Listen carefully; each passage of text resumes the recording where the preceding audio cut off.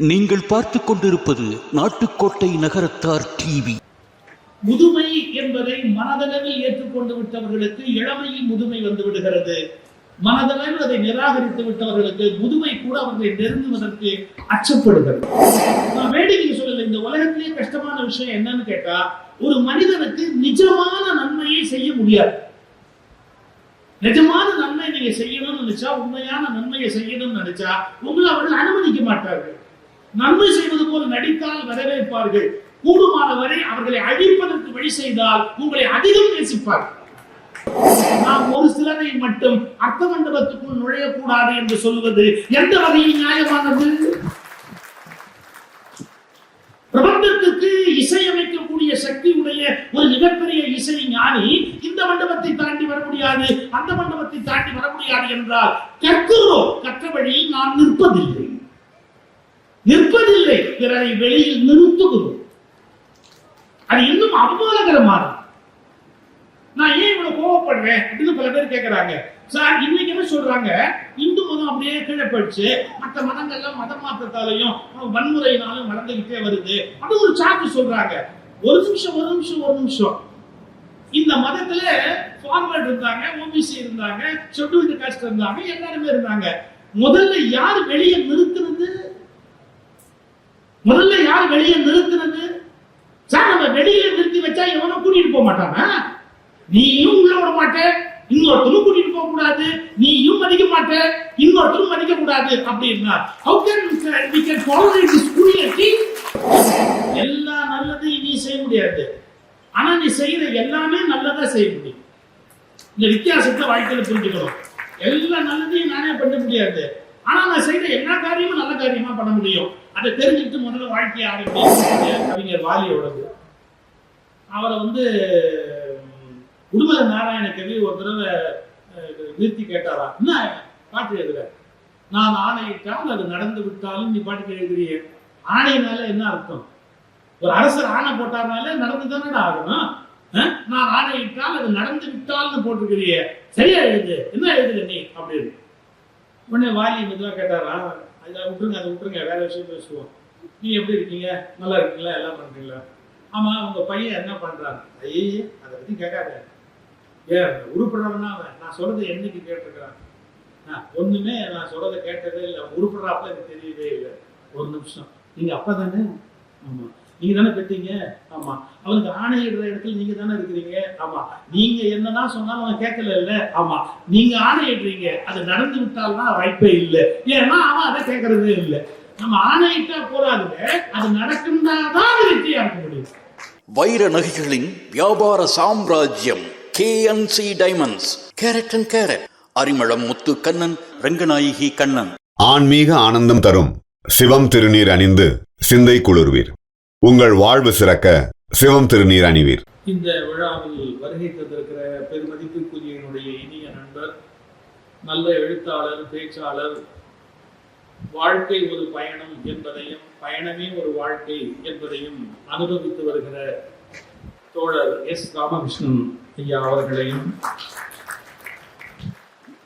வயது என்பது ஒரு பொருட்டே அல்ல என்ற வாழ்வியலை பின்பற்றி வருகிற நாம் மதிக்கிற மூத்த பெருமைக்குரிய சிந்தனையாளர், பேராசிரியர், எழுத்தாளர், பேச்சாளர் ஐயா ஆறு அழகப்பன் ஐயா அவர்களே, நன்றியுரை வழங்க இருக்கிற கோமோ சிவகுமார் அவர்களே, இங்கே வரவேற்புரை நல்கிய என் இனிய நண்பர் பப்பாசியின் செயலாளர் அன்பு தம்பி முருகன் அவர்களே, எல்லோருக்கும் இங்கே வருகை தந்திருக்கிற ரசிகர் பெருமக்கள் அனைவருக்கும், உங்களுக்கெல்லாம் இடையூறாக கேமராவை வைத்திருக்கிற யூடியூப் மீடியா நண்பர்களுக்கும், அவங்க உங்களுக்காக கொஞ்ச நேரம் தான் இடையூறு, எங்களுக்கு வாழ்க்கை முழுக்க இடையூறு. அவங்க அதை வெட்டி ஒட்டி ஒரு கெட்ட வார்த்தையை தலைப்பா போட்டு, ஐயோ அந்த வார்த்தையை படிச்ச உடனே 10 பேர் பதறி போன் பண்ணி திட்டி, நாள்தோறும் யாருக்காவது ஒரு வில்லன் தான் எங்களுக்கு இவ்வளவு விளையாட்டு சொல்றேன். இனிய நண்பர்கள், ஊடக நண்பர்களுக்கும் வருகை தந்திருக்கிற அத்துணை பெருமக்களுக்கும் என்னுடைய அன்பான வணக்கங்கள். தமிழுக்கும் வயதாவதில்லை, தமிழ் படித்தவர்களுக்கும் வயதாவதில்லை. ஆர் அழகப்பன் பாருங்க எவ்வளவு உற்சாகமா, எவ்வளவு ஆர்வமா அவர் எவ்வளவு செய்திகளை குறித்து கொண்டு வந்து பேச வேண்டும் என்று பேசிக் கொண்டிருக்கிறார். நான் ஆரம்பத்தில் ராமலிங்கர் பணிமன்றம் என்ற அருட்செல்வர் பொள்ளாச்சி மகாலிங்கம் ஐயா அவர்கள் அமைத்திருந்த அமைப்பிலே கல்லூரி படிக்கிற காலத்திலே மேடையிலே கொஞ்சம் பணிகள் எல்லாம் செய்வோம். டாக்டர் அவ்வை நடராஜன் எங்களை அதற்கெல்லாம் பழக்கினார். முத்தமிழ் காவலர் KRP விஸ்வநாதன் அவர்கள் திருச்சியிலிருந்து ரயிலில் வருகிறார், நீ போய் அழைத்து வா என்று என்னை சொன்னார். அப்போ நான் அவர் ரயிலில் வருகிற அந்த பெட்டியை தேடி அதன் வாசலிலேயே நின்றேன். அப்படி ஒரு கிரேட் சிற்பம் மாதிரி வெள்ளவெளியல்னு ஒரு தோற்றம் அவருக்கு. அந்த பெட்டியை விட்டு நெடு நல்ல உயரம். முத்தமிழ் காவலர் KRP விஸ்வநாதன் இறங்குறார். கையில ஒரு சின்ன பிரீஃப் கேஸ் வச்சிருக்காரு. வேற ஒன்றும் இல்லை, எவ்வளோ ஒரு பிரீஃப் கேஸ் அவருடைய தேவைகளுக்காக. அதை அவர் எடுத்துக்கிட்டு அப்படி இறங்கினாரு. நல்ல புதுமை அப்பவே அவருக்கு. நான் விழாவுக்கு அழைக்க போயிருக்கிறேன், அதனால ஐயா பெட்டியை கொடுங்க, நான் எடுத்துக்கிட்டு வர்றேன், வெளியில வாகனம் நிற்கிது, பெட்டியை கொடுங்கன்னு. பெட்டியை கொடுங்க நான் சொன்ன போது அவர் ஒரு பதில் சொன்னாரு, எனக்கு ஒன்றும் அவ்வளோ வயசாகுது. அப்படி அசந்துட்டு, எனக்கு ஒன்றும் அவ்வளோ வயசாகல, பெட்டி அடுத்தவங்க கொடுக்குற அளவுக்கு எனக்கு வயசாகல தெரியுமா அப்படின்ட்டு அவர் பாட்டுக்கு அதை அப்படியே எடுத்துக்கிட்டு ஸ்ட்ரெயிட்டா அப்படியே நடந்து அந்த ரயில்வே பிளாட்ஃபாரத்துல நடந்த காட்சி இன்னும் என்னுடைய மனசுல அப்படியே நிற்கிது. முதுமை என்பதை மனதளவில் ஏற்றுக்கொண்டு விட்டவர்களுக்கு இளமையில் முதுமை வந்து விடுகிறது.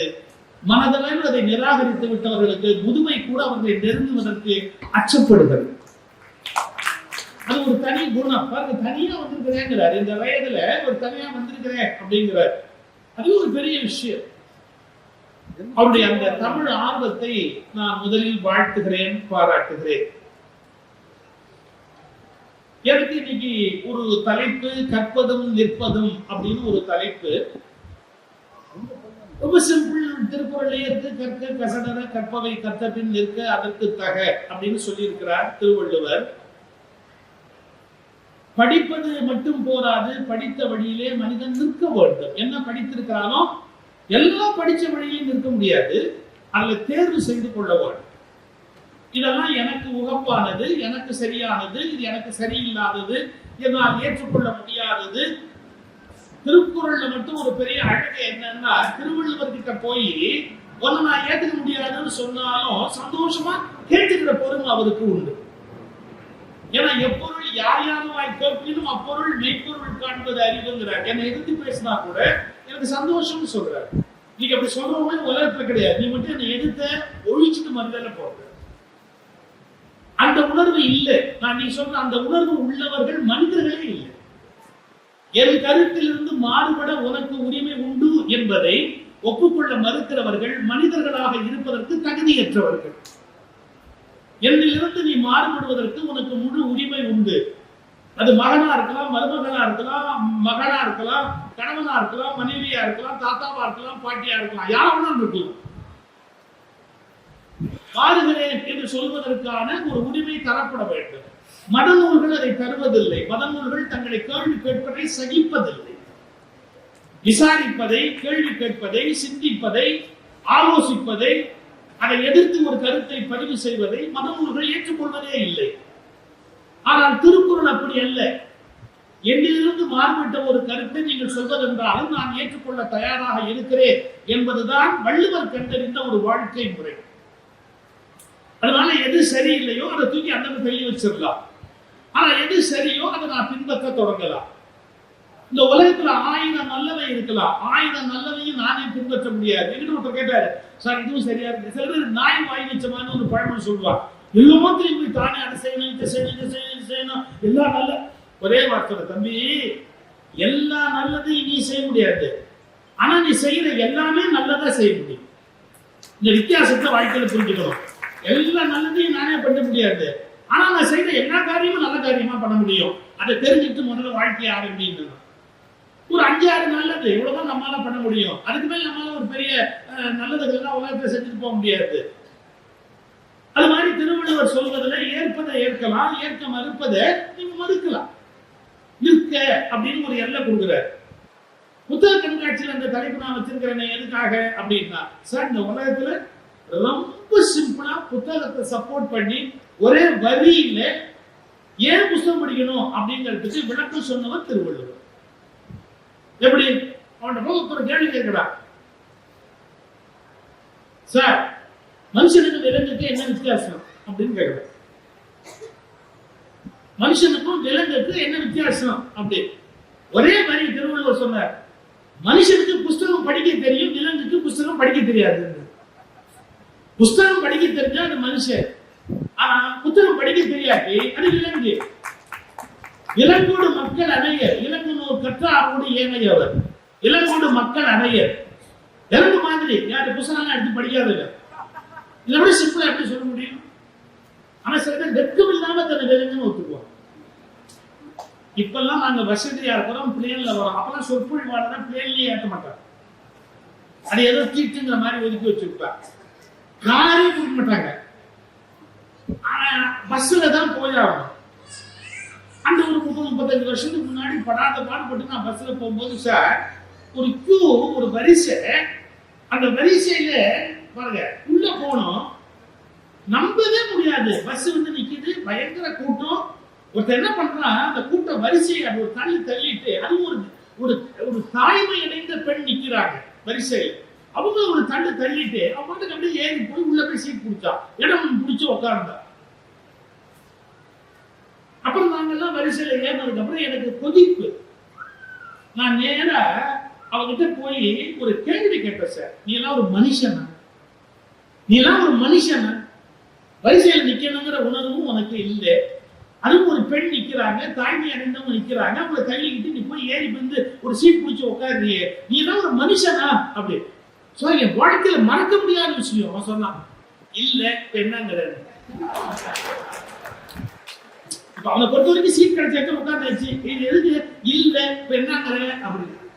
நான் யோசிச்சேன், மனுஷன் இல்லாததுகிட்ட எனக்கு பேச தெரியாதுப்பா, நான் வேற வழி இல்லை அப்படின்ட்டு வந்து இங்க உட்கார்ந்து எங்க என்னுடைய எனக்கு கிடைச்ச எங்க இருக்கையில வந்து நான் உட்கார்ந்தேன்.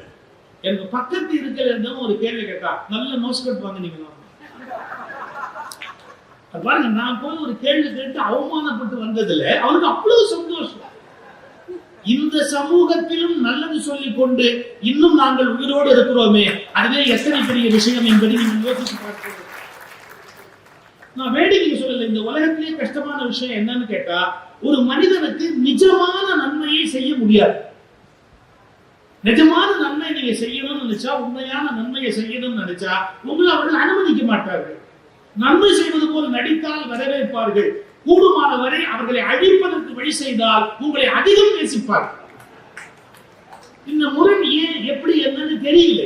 யாராவது நல்லது செய்யணும்னு நினைச்சாலே அவர்கள் அந்த நல்லதை செய்து முடிப்பது என்பது கஷ்டம். ஆனா திருவள்ளுவர் உலகத்துக்கு நல்லது சொல்ல, நல்லா படிப்பா, படிச்சதுக்கு அப்புறம் அது வழியில நில்லுப்பா, கற்ற வழியில் நிற்க, அதான் கற்பதும் நிற்பது. புத்தக கண்காட்சி எதுக்கு வச்சிருக்கிறாங்க? அலங்காரத்துக்கா? இலங்கு நூல் கல்லாதாரோடு ஏனையவர், அதாவது இலங்கு நூல் கற்றவரோடு ஏனையவர். அதாவது படிக்கணும், ஒரு நூலை படிச்சா போராது, அதை வந்து உள்ள மனதுக்குள்ள வாங்கணும்.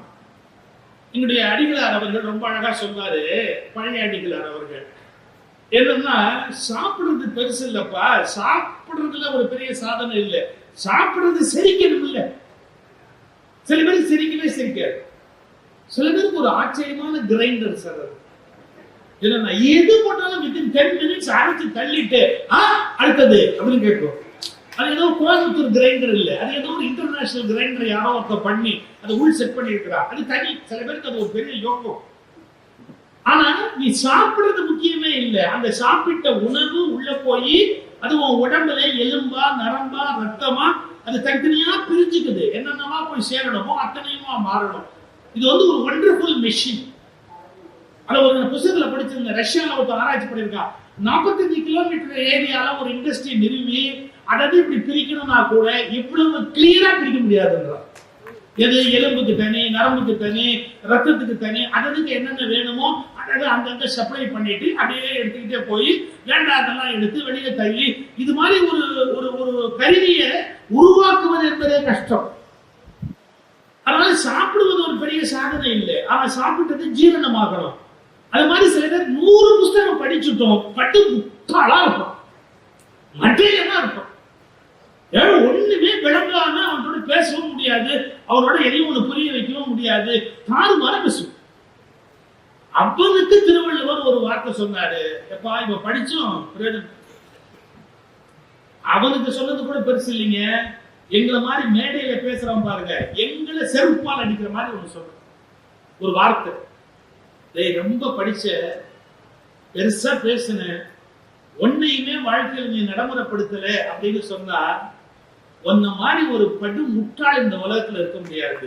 ஓதி உணர்ந்து பிறர்க்கு உரைத்தும் தான் அடங்கா பேதையில் பேதையார் இல், முட்டாளில் பெரிய முட்டாள் இந்த உலகத்தில் இல்லை. நிறைய படிச்சிருப்பான், ஆனா எதுபடியும் நடக்க மாட்டான், வாழ்க்கையில எதையுமே பின்பற்ற மாட்டான், எதையுமே யோசிக்கவும் மாட்டான். எனக்கு இதுதான் புரியல, ஏன் நம்முடைய மக்கள் புதிதாக தெரிந்து கொண்ட ஒன்றை நடைமுறைப்படுத்துவதற்கு ஏன் அச்சப்படுகிறார்கள், பயப்படுறார். ஓஷோ ஒரு வார்த்தை சொல்றார், life is full of fear. பிறந்த அன்னையிலிருந்து மனிதன் பிறக்கிற அன்னையிலிருந்து இல்ல, வயிற்றுல இருக்கும் போதே ஃபியர் குழந்தைக்கு. மனிதர்கள் அளவுக்கு மீறி அச்சப்படுகிறார்கள். அதன் காரணமா ஏதாவது ஒரு மாற்றம் இதான் உண்மை அப்படின்னு சொன்னா ஏற்றுக்கொள்வதற்கே தயாரா இல்லை.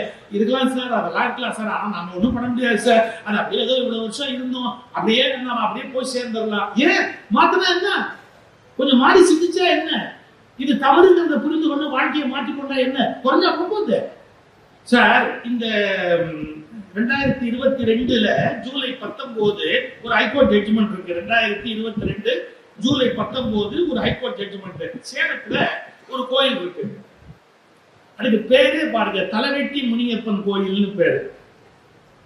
தலைவெட்டி முனியப்பன் கோயில் அப்படின்னு இந்த கோயிலுக்கு பேர் இருக்குது.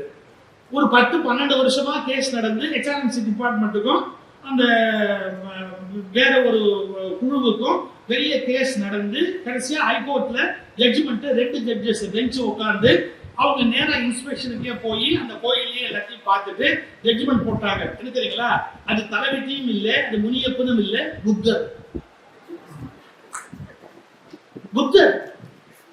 இந்த உலகத்துல தலைக்குள்ள ஏதாவது வேணும்னு ஆசைப்பட்ட ஒத்த மனுஷன் புத்தர். அவரை தலைவெட்டி முனியப்பனா நம்மால் ஆக்கிட்டாங்க. அப்புறம் அங்க என்னென்ன வெட்ட முடியுமோ எல்லாம் வெட்டுறா யாரு, புத்தர். 2 ஹைகோர்ட் ஜட்ஜஸ் ஸ்ட்ரைட்டா போய் ஸ்பாட்ல இன்ஸ்பெக்ட் பண்ணிட்டு அப்புறமா ஆர்குமெண்ட்ஸையும் வச்சு அவங்க ஜட்ஜ்மெண்ட் போடுறாங்க. என்ன இது, புத்தர் சிலை, எனவே நீங்க மரியாதையா பௌத்த நிறுவனத்து கையில கொடுத்துடுங்க, இல்ல நீங்க இந்து மரபின்படி இந்த கோயில பூஜை பண்ணக்கூடாது அப்படின்னு ஜட்ஜ்மெண்ட் போட்டாச்சு. பேசாம கொடுத்துட வேண்டியதானே. நம்ம அதுக்கு தரப்பா கட்டி அதுக்கு மேல என்ன பண்ண முடியுமோ அத்தனையும் பண்ணி முடியாது கூட. நீ என்ன பெரிய ஹைகோர்ட்ல போய் சொன்னாப்ல கேட்கணுமா, நாங்க சுப்ரீம் கோர்ட் சொன்னாலே கேட்க மாட்டோம், அப்புறம் ஹைகோர்ட் சொன்னா எப்படி கேட்போம் அப்படின்னு கடைசியா அவங்க கெஞ்சி, அந்த பௌத்த அமைப்பு கெஞ்சி பௌர்ணமியாவது எங்களுக்கு விடுங்கடாம். ஏன்னா புத்தருக்கு எல்லாமே பௌர்ணமி, வாழ்க்கையில எல்லாமே பௌர்ணமியில் தான் நடந்தது அவருக்கு வரிசையா. அதனால பௌர்ணமி ரொம்ப விசேஷமான ஒரு இதா கருதுவார்கள் பௌத்த மரபினர்கள். அவங்க கேட்கிறாங்க, பௌர்ணமி எங்களுக்கு விடுன்னு. கடைசியா கோர்ட்ல இருந்து ஆர்டர் போட்டாங்க, பௌர்ணமிக்கு முதல் நாள் இரவு அவங்க கிட்ட ஒப்படைச்சிடணும், அவங்க அந்த பூஜையை பண்ணுவாங்க, அப்புறமா அதை முடிஞ்சு இரவுக்கு மேலதான் அந்த கோயிலை அவங்க கிட்ட ஒப்படைப்பாங்க, அது வரைக்கும் நீங்க யாரும் அவங்க ஒன்றும் தொந்தரவு பண்ணக்கூடாதுன்னு. நம்மளால என்ன பண்ணா, முதல் நாள் கோயிலுக்கு போனோம்னா கோயிலை விட்டு வெளியே போகணும், ராத்திரி முழுக்க நம்ம உட்காந்துக்கிட்டாங்க. அவங்க உள்ள வர முடியாது, இல்ல ராத்திரி உள்ள வரக்கூடாது, ராத்திரி 12 மணிக்கு அப்படின்னு உள்ள உட்காந்துக்கிட்டு அவங்களே ஏற்கனவே பௌத்தர்கள், அடிக்கடியில இறங்க முடியாது, அவங்க உள்ளேயே விடல, கடைசி வரைக்கும் அவன முடியவே இல்லை. இன்னைய வரைக்கும் ஹைகோர்ட்டோடைய ஆர்டரை எக்ஸிக்யூட் பண்ணவே முடியல அந்த இடத்துக்குள்ள. எத்தனை வருஷம் ஆச்சு, 2022 ஜட்ஜ்மெண்ட். நான் ஒண்ணு சொல்லட்டுமா, என் மதத்துக்கு ஒரு அநியாயம் இழைக்கப்பட்டால் அது என்னுடையதாக ஆக்குவேன் என்று சொல்லுவதை போல, நான் இன்னொரு மதத்துக்கு அநியாயம் இழைத்திருந்தால் அதை சரி செய்வேன் என்று சொன்னால் மட்டும்தான் சரியான நாகரிகம் வளர்ந்திருக்கிறது என்று பொருள். எனக்குதான் ஒரு நியாயம், அவனுக்குதான் ஒரு நியாயம். என் மனத்துக்கு ஒண்ணுன்னு நான் கத்துவேன். அதுலயும் நான் தப்பு பண்ணிருந்தா நான் கண்டுக்காம அப்படியே போவேன்னா தப்பு இல்லையா? அதை யாரும் கேள்வி கேட்க மாட்டாங்களா? யோசிக்க மாட்டாங்களா? இந்த எண்ணம் வரும், என் மதம்னா எல்லாமே கரெக்ட், ஆனா அடுத்த மதத்துக்கு நான் அநியாயம் பண்ணிருந்தேன் அப்படின்னு சொன்னா எனக்கு திருத்திக்கவே மாட்டேன் அப்படின்னா அது எந்த வகையோட நியாயமா என்ன முடியும்? நான் இன்னொரு மதங்களை குறை சொல்றதுக்காக விமர்சனம் பண்றதுக்காக சொல்லல. ஸ்ரீரங்கம் கோயில் திருப்பணியே திருமங்கையாழ்வார் பண்ணாரு, கரெக்ட். நாகப்பட்டினத்தில் இருக்கிற புத்தர் தங்க சிலைய அவர் திருடிட்டு வந்துதானே பண்ணாரு. நாகப்பட்டினத்துல இருந்த புத்த விகாரத்துல இருக்கிற புத்தருடைய தங்க விக்கிரகத்தை திருடிட்டு வந்து திருடலாமா? அதை நீ எந்த கடவுள் பேரால சொன்னாலும் திருட்டு நியாயமாயிடுமா? நம்ம அதெல்லாம் யோசிக்கிறது இல்ல மனசாட்சி. இதுதான் எனக்கு வருத்தம். நிறைய படிக்கிறாங்க, ஆனா தன்னை திருத்திக்க மாட்டேங்கிறாங்க. அட்டமெண்டா நிக்கிறாங்க, கனெக்டிங்கா நிக்கிறாங்க. நான் சொன்னதே சரி அப்படின்னு பேசுறாங்க. நான் ஒரு மதத்தினரை மட்டுமே ஒரு விமர்சனம் வைக்கிறேன்னு பொருள் அல்ல. இஸ்லாத்திலும் எனக்கு உடன்பாடு இல்லாத எவ்வளவோ கருத்து உண்டு, கிறிஸ்துவத்திலும் எனக்கு உடன்பாடு இல்லாத எவ்வளவோ கருத்துக்கள் உண்டு. அதில் நான் படிக்கிற போது சிந்திக்கிற போது என்னால் ஏற்றுக்கொள்ள முடியாத கருத்துக்கள் கிறிஸ்துவத்திலும் உண்டு, இஸ்லாத்திலும் உண்டு. ஆனால் நான் ஒன்றில் தெளிவாக இருக்கிறேன், அவற்றை விமர்சிக்கிற உரிமை எனக்கு இல்லை. அது அடுத்த வீட்டு விஷயம். அடுத்த வீட்டு விஷயத்தில் நான் தேவையானால் இனிப்பு வாங்கி கொடுக்க முடியுமே ஒழிய அவர்கள் வீட்டுக்குள் போய் சண்டை போட முடியாது. அதில் அவர்களில் யார் சரியான அறிவாளிகளோ அவர்கள் சண்டையை போட்டுக் கொள்ள வேண்டும். நான் போய் இதில் தலையிட முடியாது. ஆனால் என்னுடைய வீட்டில் ஒரு பிரச்சனை வருகிற போது அதில் நான் தலையிடுவது என்பது தடுக்க முடியாது. இந்த உணர்வு நமக்கு வரல. நான் மட்டும் சார் சுதந்திரத்தை பற்றி ஒரு டெஃபனிஷன் நான் சுதந்திர தின விழாவில் பேசும்போது ஜிடிவில சொல்றேன். என்னை யாரும் அடிமையாக்க கூடாது என்பது மட்டும் சுதந்திரம் அல்ல, நானும் யாரையும் அடிமையாக்க மாட்டேன் என்று கற்றுக்கொள்வதுதான் உண்மையான சுதந்திரம். நான் அடிமை தரத்துக்குத்தான் எதிரியாக இருக்கிறவனை ஒழிய யாரோ ஒருவரை எனக்கு அடிமையாக வைத்துக் கொண்டு சுதந்திர தின விழா கொண்டாடினால் என்னை விட மோசமான நபர் இந்த உலகத்தில் இல்லை. நம்ம என்ன நினைக்கிறோம், நான் யாருக்கு அடிமையா இருக்க மாட்டேன், ஆனா எனக்கு 2 பேர் அடிமையா இருக்கணும் அப்படின்னு நினைச்சா அது எப்படி பண்பாடோடு சேர்ந்தது? ஏன்னா தன்னெஞ்சு அறிவது பொய்யற்க, பொய்த்த பின் தன்னெஞ்சே தன்னை சுடும். மனத்துக்கண் மாசியில நாதல் அனைத்து அரண். முதல்ல உன் மனசாட்சியை கேளு, நீ சரியா இருக்கியா, நீ பண்றது சரியா, இந்த காரியம் பண்ணலாமா, நம்ம இந்த மாதிரி ஒரு தவறை செய்யறமே அது நியாயமா, எல்லாத்தையும் யோசிக்கும். நான் எதற்காக இந்த கருத்தை சொல்றேன்னா, நான் மற்ற மதங்களுடைய எல்லா செயல்களும் நியாயம் என்று ஏற்றுக்கொள்ளவில்லை. எனக்கு சில கருத்து வேறுபாடு உண்டு. நான் மதமாற்றத்தை ஒப்புக்கொள்ளுகிறவன் இல்லை, பெண்ணடிமைத்தனத்தை ஒப்புக்கொள்ளுகிறவன் இல்லை. அண்மையில் தாலிபான்ல ஒண்ணு போட்டிருக்கிறார், பெண்கள் இருக்கிற வீட்டில் ஜன்னல் இருக்கக்கூடாது, பெண்களுடைய தன்மை வெளிப்படக்கூடாது என்பதற்காக தாலிபான்ல என்ன பண்ணிருக்கிறாங்க, ஜன்னல் இருக்கக்கூடாது. ஏற்கனவே ஜன்னல் இருக்குமானால் அது அடைத்து வைக்கப்பட வேண்டும். நியாயமா அது? என்னால ஏற்றுக்கொள்ள முடியாது. ஆனா நான் என்ன சொல்ல வரேன் அப்படின்னு கேட்டா, இன்னொருவரை பற்றிய விமர்சனத்துல எனக்கு ஒரு எல்லை இருக்கு. அந்த எல்லையோட நான் திரும்பி வந்துடணும். அதுக்கு மேல நான் எந்த எல்லைக்குள்ளேயும் போக முடியாது. ஆனா என்னுடைய மனசாட்சி சொல்லணும், நான் சரியா இருக்கிறேன்னா, என்னுடைய விஷயத்துல நான் நேர்மையா இருக்கிறேன்னா, நான் செய்யக்கூடாத தவறுகளை செய்யறேனா அப்படிங்கறத யோசிக்க. இந்த நாட்டுல புஸ்தகத்துக்கு பஞ்சமா, இலக்கியங்களுக்கு பஞ்சமா, நூல்களுக்கு பஞ்சமா? எல்லாம் படிக்கிறோம், மனப்பாடம் பண்றோம், ஒப்பிக்கிறோம், எல்லாம் பண்றோம். எதையுமே நம்ம லைஃப்ல எடுத்துக்கிறது இல்லைன்னா எப்படி வாழ்க்கை மாறும்? நீங்க இதை படிச்சிருப்பீங்களோ படிக்கிற ராமானுஜர் வாழ்க்கை வரலாறு படிச்சிருக்கீங்கன்னா தெரியும். சிற்பி பாலசுப்ரமணியத்துடைய புத்தகம் அருமையான புத்தகம். கலைஞரும் எழுதியிருக்கிறாரு ராமானுஜருடைய வாழ்க்கை வரலாறு. குமாரவாடி ராமானுஜாச்சாரியார் எழுதியிருக்கிறாரு. இன்னும் ஒரு 10-20 பேர் ராமானுஜருடைய வாழ்க்கையை ரொம்ப அழகா நல்ல ரொம்ப அருமையான முறையில் எழுதியிருக்கிறாங்க. சிற்பி பாலசுப்ரமணியம் கொஞ்சம் விரிவா எழுதியிருக்கிறார். அது ஒரு பக்கம் இருக்கட்டும். ஒரு சம்பவம் சொல்றேன் கேளுங்க. காஞ்சிபுரத்துல திருக்கட்சி நம்பிகள்னு ஒருத்தர் இருந்தார். காஞ்சிபுரத்துல இருந்ததால அவருக்கு திருக்கட்சி நம்பிகள்னு பேரு. ராமானுஜர் அவரை ரொம்ப மரியாதையாக மனதில் கொள்ளுவார். ஆனா அவர் வேறு வர்ணம். பட் அவர் மேல ரொம்ப மரியாதை உண்டு ராமானுஜருக்கு.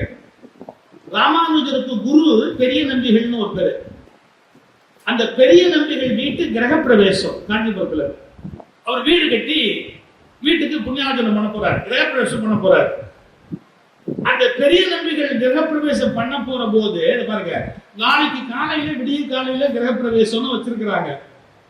ராத்திரி ஒரு 11-12 மணிக்கு என்ன பண்ணிட்டார் இந்த திருக்கட்சி நம்பிகள், நேரா பெரிய நம்பிகள் கட்டி இருக்கிற வீட்டுக்கு போய் ஒவ்வொரு ரூமா பார்த்து, இது இன்னாரையா, இதுதான் இதுவா சயன அறையா, இதுதான் தலிகை பண்ற இடமா, இதுதான் சமையல் ஆகுது, அப்படி எல்லாம் பார்த்துட்டு கடைசி வரைக்கும் போய் புழக்கடை தோட்டம் எல்லாத்தையுமே இப்படி பார்த்துட்டு ரொம்ப சந்தோஷம் அப்படின்னு ஒரு வார்த்தை சொன்னாரு. அப்ப எல்லாரும் கேட்டாங்க, என்னங்க கிரகப்பிரவேசம் நாளைக்கு காலையில தான், ஆனா நீங்க இப்போ வந்து பாக்குறீங்களே என்ன சமாச்சாரம்? அந்த காலத்து மரபுப்படி வேறு வர்ணத்தவர்கள் ஒரு எல்லையோடு நின்று வீட்டுக்குள்ள வர முடியாது. அது கிரகப்பிரவேசம் ஆயிட்டா அப்புறம் உள்ள வந்து பார்க்க முடியாது. எங்க பெருமாளுக்கு பூஜையாகும் எங்க தலிகையாகும் என்ன தெரிஞ்சுக்கணும்னா நான் இப்ப வந்து பார்த்தாதான் உண்டு. நாளைக்கு அப்புறம் எல்லாம் கிரகப்பிரவேசம் பண்ணியாச்சுன்னா புண்ணியாச்சனம் பண்ணியாச்சுன்னா நான் உள்ள வர முடியாது. அதனால நான் எல்லாத்தையும் இப்பவே பார்த்துட்டேன், ரொம்ப சந்தோஷம், நல்ல வீடு, அவர் நல்லா இருப்பாருன்னு சொல்லுங்கட்டு வெளியே போயிட்டார் அவர் பாட்டுக்கு. உடனே ஓடி போய் ராமானுஜத்தை சொல்றாங்க இந்த சமாச்சாரத்தை, இந்த மாதிரி திருப்பதி வந்துட்டாரு, எல்லாம் ரூமுக்குள்ளேயும் போயிட்டு போனாரு, அந்த சமயக்கட்டு வரைக்கும் போனாரு, புடக்கடை வரைக்கும் போனாரு, தோட்டத்து வரைக்கும் போனாரு அப்படி. டக்குனு ராமானுஜர் சொன்னார், நாளை காலை கிரக பிரவேசம் நிறுத்தப்பட்டது. பெரிய நம்பிகள் முதல்ல பெரிய நம்பிகள் போய் சொல்றாங்க, இந்த மாதிரி உங்க வீட்டுக்குள்ள பூந்தாரு, இங்கெல்லாம் பார்த்தாரு, அங்கெல்லாம் பார்த்தாரு, அவர் இது வரைக்கும் போனாரு அப்படின்னு பெரிய நம்பிகள் சொன்னாரு. நாளை காலை கிரக பிரவேசம் நிறுத்தப்பட்டது அப்படின்னு நிறுத்தப்பட்டது. அந்த உடையாக ராமானுஜத்தை சொல்றாங்க, மாதிரி நிறுத்தப்பட்டதுன்னு பெரிய நம்பிகள் சொன்னார். கரெக்ட், திருக்கட்சி உள்ள போயிட்டாருல்ல, ஆமா நாளை காலை கிரகப்பிரவேசம் நிறுத்தப்பட்டது. யாருக்கும் ஒண்ணும் புரியல. அப்ப என்னங்க அர்த்தம்? அவர் உள்ள விடக்கூடாதா என்ன? நீங்க ராமானுஜருடைய ஸ்டேட்மெண்ட் கேட்கணும். இல்லை, மிக உத்தமமான திருக்கட்சி நம்பியின் பாதப்பட்ட இடத்தை நாம் வேறு மந்திரங்கள் சொல்லி கெடுத்து விடக் கூடாது. அவர் பாதப்பட்ட இடத்தை எதுவும் செய்து விடாது. இதற்கு மேல் ஒரு புண்ணியமை அங்கு ஏற்படுத்த முடியாது. இதற்கு மேல் ஒரு தூய்மையை இன்னொருவர் ஏற்படுத்த முடியாது. தூய்மையே வடிவமானவர் திருக்கட்சி. அவர் பாடப்பட்ட இடத்தை நீங்கள் தேவையற்ற உங்களுடைய நுழைவின் மூலமாய் கெடுத்து விடாதீர்கள். கிரகப்பிரவேசம் முடிந்து விட்டது. இலக்கியத்தில் இருக்குல்ல, ராமானுஜர் வாழ்க்கையில் இருக்குல்ல, எல்லாருடைய வாழ்க்கையில் இருக்கிற என்ன? அப்படிப்பட்ட ஒரு குலத்தை சார்ந்தவர் வீட்டில் வந்து போனது, உண்மையான பக்தியுடையவர் வந்து போனது என்பது சிறந்த விஷயம் என்று சொல்லுகிற போது நாம் ஒரு சிலரை மட்டும் அர்த்த மண்டபத்துக்குள் நுழையக்கூடாது என்று சொல்லுவது எந்த வகையில் நியாயமானது? பிரபந்தத்துக்கு இசையமைக்கக்கூடிய சக்தி உடைய ஒரு மிகப்பெரிய இசை ஞானி இந்த மண்டபத்தை தாண்டி வர முடியாது, அந்த மண்டபத்தை தாண்டி வர முடியாது என்றால் கற்கிறோம், கற்ற வழியில் நாம் நிற்பதில்லை, பிறரை வெளியில் நிறுத்துகிறோம். அது இன்னும் அவமானகரமானது. நான் ஏன் இவ்வளவு கோவப்படுறேன் அப்படின்னு பல பேர் கேட்கிறாங்க. சார், இன்னைக்கு என்ன சொல்றாங்க, இந்து மதம் அப்படியே கீழே போயிடுச்சு, மற்ற மதங்கள்லாம் மத மாற்றத்தாலையும் வன்முறையினாலும் வளர்ந்துகிட்டே வருது அப்படி ஒரு சாக்கு சொல்றாங்க. ஒரு நிமிஷம். இந்த மதத்துல ஃபார்வர்ட் இருந்தாங்க, ஓபிசி இருந்தாங்க, ஷெட்யூல்டு காஸ்ட் இருந்தாங்க, எல்லாருமே இருந்தாங்க. முதல்ல யார் வெளியே நிறுத்துறது? சார், நம்ம வெளியே நிறுத்தி வச்சா எவனும் கூட்டிட்டு போக மாட்டானா? நீயும் உள்ள விட மாட்டேன், இன்னொருத்தரும் கூட்டிட்டு போக கூடாது, நீயும் மதிக்க மாட்டேன், இன்னொருத்தரும் மதிக்க கூடாது அப்படின்னா how can we can tolerate this cruelty? நீயும் மதிக்க மாட்டேன், அடுத்தவனையும் மதிக்க விட மாட்டேன் அப்படின்னா யாரும் இந்த கொடுமையை சகிச்சுக்க முடியாது. அப்ப நம்ம ராமானுஜர் வழியில் நின்றோமா? இவ்வளவுதான் என்னுடைய கேள்வி. ராமானுஜருக்கு சிலை வைக்கிறோம், அந்த சிலைக்கு என்ன பேர் தெரியுங்களா? தி ஸ்டாச்சு ஆஃப் ஈக்குவாலிட்டி. எப்படி? தி ஸ்டாச்சு ஆஃப் ஈக்குவாலிட்டி, சமத்துவத்தின் சிலை. சமத்துவத்தின் நிலை, சமத்துவத்தின் சிலை சரி, சமத்துவத்தின் நிலை, சமத்துவத்தின் சிலை வைத்தால் போதாது, அதை தலை வைப்பதற்கு நம்முடைய சமய குருமார்கள் பழக வேண்டும். இன்னொரு மனிதனை, ஒரு வார்த்தை சார் பாரதி வரியில ரொம்ப பிடிச்ச வரி, மனிதர் நோகம் மனிதர் பார்க்கும் வழக்கம் இனி உண்டோ? இப்படி பார்க்காதேங்கிறார், நோகிற மாதிரி பார்க்காதேங்கிறார்.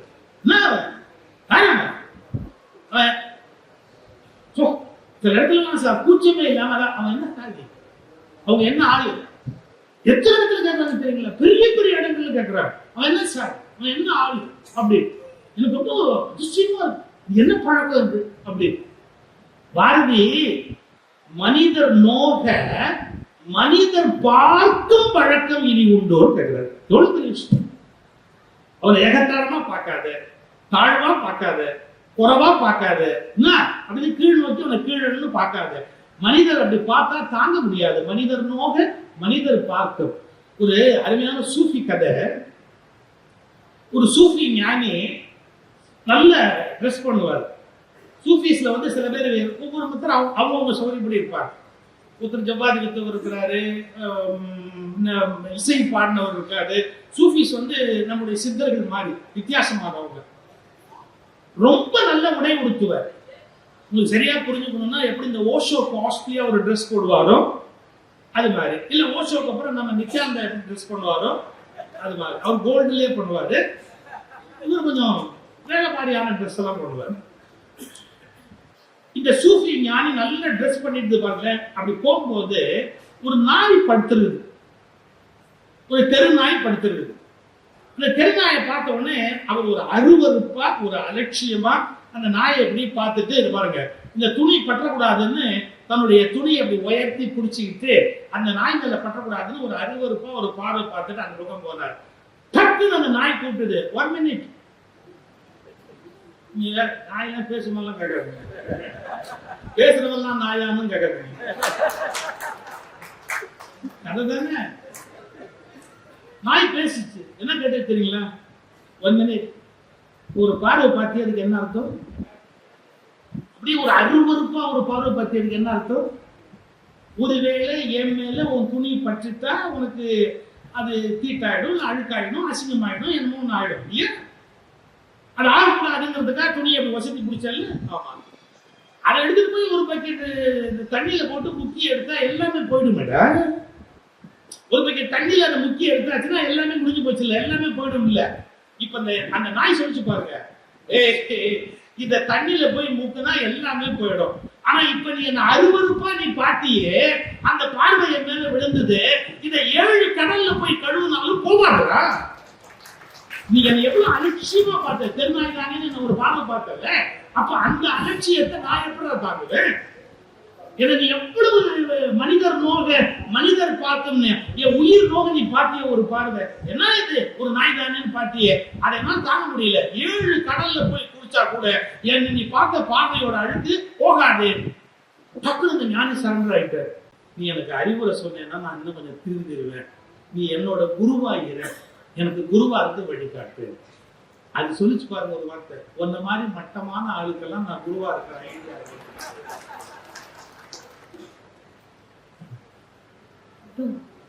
நான் எதையும் தொடரவேன், முறைப்படி தொடரவேன், ஆழ்வெளியும் தொடரவேன், எல்லாமே சரியா செய்யறவன். என்ன நீ கடவுள் நம்பிக்கையே இல்லாதவன். அந்த நாய் சொல்லுது, நீ எத்திஸ்ட், கடவுள் நம்பிக்கையே இல்லாதவன். நான் எப்படி உனக்கு குருவா இருக்க முடியும்? அவருக்கு அவமானம் தாக்க முடியல. நான் முறையா போய் தொழுகை எல்லாம் பண்றாளு, என்ன போய் நீ கடவுள் நம்பிக்கை இல்லாதவன்னு சொல்றீங்க. சொன்ன உடனே அந்த நாய் கேட்டுச்சு, இப்ப யாராவது சாப்பாடு போட்டாங்கன்னா நான் சாப்பிடுவேன், அடுத்த வேளை சாப்பாட்டுக்கு வேணும்னு எடுத்து உள்ள வச்சுக்குவேன். ஏன்? எனக்கு தெளிவா தெரியும், அடுத்த வேளை எனக்கு உணவு வேணும்னா கண்டிப்பா கடவுள் கொடுப்பாருன்னு நான் தெளிவா இருக்கேன். அவர் கொடுக்கலன்னா அதுல ஏதோ நியாயம் இருக்கு அப்படின்னு நான் தெளிவா இருக்கேன். நீங்க அப்படி இல்லடா, மூட்டையில வச்சிருப்பீங்க, கிடங்குல வச்சிருப்பீங்க, அங்க வச்சிருப்பீங்க, இங்க வச்சிருப்பீங்க, எங்கெங்கயோ எதையோ வச்சிருப்பீங்க, என்ன நியாயம் பண்ண முடியுமோ அத்தனையும் பண்ணுவீங்க. உங்களை மாதிரி மோசமான ஒரு கடவுள் நம்பிக்கை இல்லாதவனுக்கு நான் எப்படி குருவா இருப்பேன்? நான் என்ன கட்டி வச்சிருக்கேன்னா எங்கேயாவது போய் வாங்கி எடுத்து வச்சுக்கிறதுக்கு? எவன் போனாலும் அங்கேயே திண்டு அப்படியே போயிட்டு இருக்கிற அந்த பக்குவம் உனக்கு இல்லையே. அப்ப என்ன அர்த்தம்? அந்த பாரதியோட வரியை ஒரு வினாடி தியானம் பண்ணுங்க. ஓஷோ பாஷையில சொல்ற அந்த வரியை தியானம் பண்ணுங்க. யாரு ஒருவரையும் அவர்கள் மனம் நோகும்படியாக பேசக்கூடாது, பார்க்கக்கூடாது, நடத்தக்கூடாது. மனிதர் நோக மனிதர் பார்க்கும் வழக்கம் இனி உண்டோ? எக்காரணத்தை முன்னிட்டு நாம ஒருவர் நோகும்படியான ஒரு காரியத்தை செய்யக்கூடாது. எல்லாம் இலக்கியம் இருக்கு, எத்தனையோ விஷயம் இருக்கு, ஆனா அது நடைமுறைக்கு வரணுமே. அண்மையில வாலியோட ஒரு இன்டர்வியூ வந்து யூடியூப்ல பார்த்துட்டு வந்தேன்.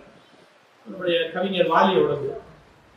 அவரை வந்து உடுமலை நாராயண கவி ஒரு தடவை நிறுத்தி கேட்டாரா, என்ன பாட்டு எழுதுற? நான் ஆணையிட்டால் அது நடந்து விட்டாலும் நீ பாட்டுக்கு எழுதுறிய. ஆணையினால என்ன அர்த்தம்? ஒரு அரசர் ஆணை போட்டாருனாலே நடந்து தானே ஆகணும். நான் ஆணையிட்டால் அது நடந்து விட்டால்னு போட்டிருக்கிறிய, சரியா எழுது, என்ன எழுதுற நீ அப்படின்னு. உடனே வாலி மெதுவா கேட்டாரா, அதை விட்டுருங்க, வேற விஷயம் பேசுவோம். நீங்க எப்படி இருக்கீங்க? நல்லா இருக்கீங்களா? எல்லாம் பண்றீங்களா? ஆமா, உங்க பையன் என்ன பண்றாங்க? ஐயே, அதை பத்தி கேட்காத. ஏன் உருப்படுறவனா அவன்? நான் சொல்றதை என்னைக்கு கேட்டிருக்கிறான்? ஒண்ணுமே நான் சொல்றதை கேட்டதே இல்லை. உருப்படுறாப்புல எனக்கு தெரியவே இல்லை. ஒரு நிமிஷம், நீங்க அப்பா தானே? ஆமா. நீங்க தானே பெற்றீங்க? ஆமா. அவனுக்கு ஆணையிடுற இடத்துல நீங்க தானே இருக்கிறீங்க? ஆமா. நீங்க என்னதான் சொன்னாலும் அவன் கேட்கல இல்ல? ஆமா. நீங்க ஆணையிடுறீங்க, அது நடந்து விட்டால்தான் வாய்ப்பே இல்லை. ஏன்னா அவன் அதை கேட்கறதே இல்லை. நம்ம ஆணையிட்டா போறாதுங்க, அது நடக்கும்தான் வெற்றியா இருக்க முடியும். இந்த நாட்டில் எத்தனையோ சட்டங்கள் வந்து விட்டாங்க, இன்னும் முழுமையான சமத்துவத்தை நம்மால் கொண்டு வர முடியவில்லை. எவ்வளவு ஹைகோர்ட் ஜட்ஜ்மெண்ட்ஸ் இருக்கு தெரியுங்களா? இப்போ அழகப்பன் சார் வருத்தப்பட்டாரு. என்ன தெரியுமா வருத்தப்பட்டாரு? தமிழ்ல வழிபாடு செய்யறதுக்கு நாங்க கோர்ட்ல கேஸ் போட்டாங்க. நான் ஆதரவா இந்த தமிழ் விடுத்து புத்தகத்தை கொடுத்தேன். 2 ஜட்ஜஸ் போட்ட ஜட்ஜ்மெண்ட் ஆர்டர் காப்பி நான் காட்டட்டுமா? புகழேந்தி கிருபாகரன் 2 ஜட்ஜஸ். புகழேந்தி கிருபாகரன் பெஞ்சில் ஆர்டர் இருக்கு. என்ன? தமிழ்ல வழிபாடு செய்யலாம், குடமுழுக்கு கூட பண்ணலாம். அதை எப்படி செய்யணுங்கிறத பத்தி கவர்மெண்ட் கன்சிடர் பண்ணணும். அதுக்கு ஒரு குழு போட்டு ஆய்வு செய்து அதை முறையாக்கி தமிழில் வழிபாடு குடமுழுக்கு செய்வதற்கான எல்லாமே அரசு பண்ணலாம்னு ஜட்ஜ்மெண்ட் இருக்குது. இம்ப்ளிமெண்டே பண்ண முடியாது. நான் ஆணையிட்டால் அது ஒரு பக்கம், அது நடந்து விட்டால் அப்படிங்கிறது இன்னொரு பக்கம். வெஸ்டர்ன் இன்ட்ரெஸ்ட், ஒரு வெஸ்டர்ன் இன்ட்ரெஸ்ட் உள்ளவங்க என்ன பண்றாங்க? மொழியாவது ஒண்ணாவது, சமத்துவமாவது ஒண்ணாவது, உலகமாவது ஒண்ணாவது, எங்க மரியாதை, எங்க ஸ்டேட்டஸ், எங்க பெருமை, எங்களுடைய உரிமை அப்படின்னா அப்ப கடவுளை பத்தி கவலை இல்லை, மொழியை பத்தி கவலை இல்லை, அரசாங்க ஆணையை பத்தி கவலை இல்லை, ஹைகோர்ட் ஜட்ஜ்மெண்ட் பத்தி கவலை இல்லை, சுப்ரீம் கோர்ட்ல ஆர்டர் போட்டாலும் கவலை கிடையாது. இந்த மாதிரி ஒரு கேலி கூத்து நீ உலகத்துல பார்க்க சார். நான் லா படிச்சுவேன், நான் பிராக்டிஸ் பண்ணல, லாவை போய் பிராக்டிஸ் பண்றது எனக்கு விருப்பம் இல்லை, நான் பண்ணலன்னா கூட என் கூட படிச்சவங்க 6 பேர் ஹைகோர்ட் ஜட்ஜி, 2 பேர் சுப்ரீம் கோர்ட் ஜட்ஜி. எல்லாம் ரிட்டையர்ட் ஆகி குரு காப்பி வீட்டுல போடுறாங்க. ரிட்டையர்ட் ஆனா நாம தான் சார் ஒய்ஃபுக்கு காய் போட்டு கொடுக்கணும். அது வரைக்கும் அவளை ஆகும் எல்லாம் மிரட்டுவோம். ரிட்டையர்ட் ஆயிட்டா அவளுக்கு எதுக்கு முன்னே காலம்பரை ஏறிச்சு நம்ம போட்டு குடிக்கிறிய, நீங்க காப்பி போட்டா நல்லா இருக்காது. ஒரு வழி சும்மா விளையாட்டு சொன்னேன். என்ன அந்த மெசேஜ் என்ன அப்படின்னு கேட்டா, நீங்க சுப்ரீம் கோர்ட்ல சரி, நான் அதையும் தெரிஞ்சுட்டதால சொல்றேன். நீங்க யாராவது சீஃப் ஜஸ்டிஸ் லிஸ்ட் எடுத்து பார்த்துருக்கீங்களா? சீஃப் ஜஸ்டிஸ் பட்டியல் எவ்வளவு பேர் ரிலேஷன்ஸே சீஃப் ஜஸ்டிஸ் ஆயிருக்காங்கன்னு பார்த்துருக்கீங்களா? சந்திரசூட் இருந்தார்ல, ஆமா, அவங்க அப்பா சீஃப் ஜஸ்டிஸ். நாரிமன் அவருடைய, நான் பேர் சொல்ல விரும்பல, நீங்க போய் தேடி பாருங்க, போட்டு பாருங்க, ஆர்டிஐல போட்டு பாருங்க. எத்தனை சுப்ரீம் கோர்ட் ஜட்ஜஸ் சன் இல்லா அவங்க திரும்ப சுப்ரீம் கோர்ட் ஜட்ஜ் ஆகுறாங்க, ஹைகோர்ட் ஜட்ஜ் ஆகுறாங்க. மற்ற இடத்துல எல்லாம் அந்த குடும்பத்தை சார்ந்தவர்கள் வரக்கூடாதுன்னு சொல்றமே, உயர் நீதிமன்றத்திலும் உச்ச நீதிமன்றத்திலுமே வருது. நாம் எங்க போய் முறையிடுவோம்? நாம் எங்க போய் போடுவோம்? யாருக்கு போய் சொல்லுவோம்? எல்லாம் தேவையில இருக்கு, அவன் நடைமுறையில இல்லையே. நீதிமன்றங்கள்லயே எங்களுக்கு நீதி கிடைக்கிறதுக்கு வாய்ப்பு கம்மியா இருக்குன்னா யார்கிட்ட போய் நாங்க அழுவோம்? புரியல எனக்கு. இப்பதான் சிஜே கண்ணா வந்ததுக்கு அப்புறம் அவர் சொல்றாரு, என்ன சொல்லிருக்காருன்னு கேட்டா, நெப்போட்டிசம் கோர்ட்ல ஜாஸ்தி ஆயிடுச்சு, வெளியில இருந்து ஜட்ஜஸ் நம்ம எடுக்கணும், கொஞ்சம் டிரான்ஸ்பரன்சி இருக்கணும் அப்படிங்கறத இவ்வளவு காலத்துக்கு பிறகு அவர் சிஜே கண்ணா பேசியிருக்காரு. அதுக்கான முயற்சியில இறங்கி இருக்கிறார். So sincerely appreciative. அந்த தன்னை பத்தி ஒரு பரிசீலனையாக அவருக்கு வந்திருக்குது. எனக்கு ரொம்ப பிடிச்ச சுப்ரீம் கோர்ட் ஜட்ஜ், ஏதாவது ஜட்ஜ்மெண்ட் எல்லாம் ரொம்ப நல்லா இருக்கும். நாகரத்னம்மா ரியலி வண்டர்ஃபுல் லேடி, ரொம்ப ஆழமான படிப்புடையவங்க, கொஞ்சம் நல்ல திங்கிங். நான் இல்லைன்னு சொல்லல, ஆனா அவங்களும் doctor of supreme court judge. நான் எதுக்கு சொல்ல வரேன்னா, எனக்கு ஒருத்தர் மேல மரியாதை உண்டுங்கிறதுக்காக இந்த கொஸ்டின் அப்படியே நிக்குது. அந்த பரம்பரையில அவங்க பிள்ளைங்க வரதுக்கான வாய்ப்பு அதிகமா இருக்கே ஒழிய வெளியில இருந்து ஒருத்தர் வரதுக்கான வாய்ப்பு இல்லைங்கிற, அது எப்படி நியாயமா இருக்க முடியும் அப்படிங்கிற கேள்வியை கேட்கிறேன். I respect all Supreme Court judges. That is different. Especially நாலத்தம்மா பேச்சு ரொம்ப பிடிக்கும். வெரி ரெவல்யூஷனரி லேடி அவங்க. ரொம்ப துணிச்சலான ஒரு பெண்மணி.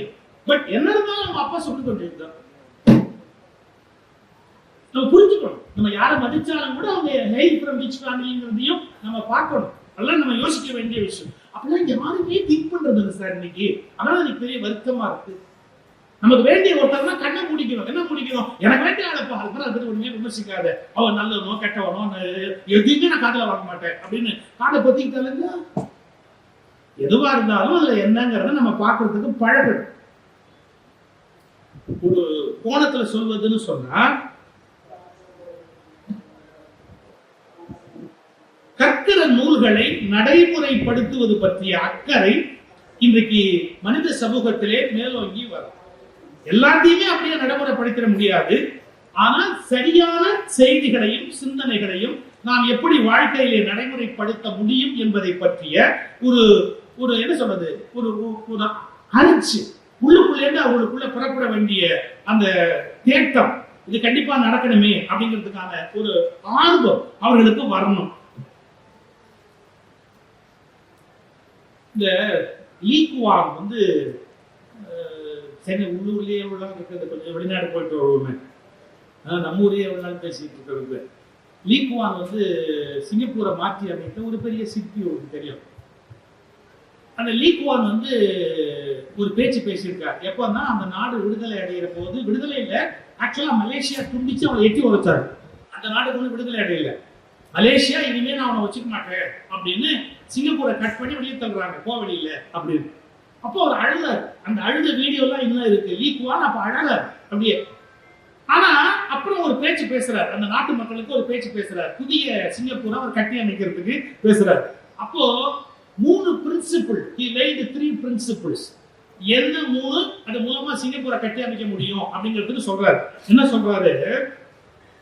எல்லா சிங்கப்பூரர்களும் ஆங்கிலம் படித்தே தீர வேண்டும். எப்படி?